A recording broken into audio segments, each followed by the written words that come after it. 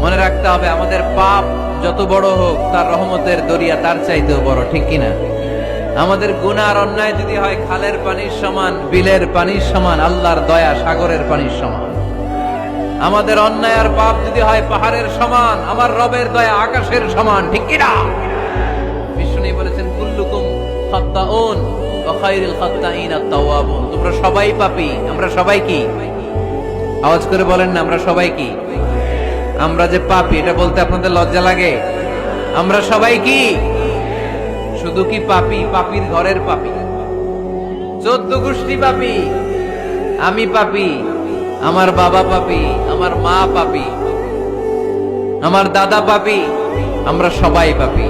আল্লাহ রাসূল বললেন কুল্লুকুম খাত্তাউন, তোমরা সবাই পাপী, ওয়া খায়রুল খাত্তাইন আত-তাওয়াবুন।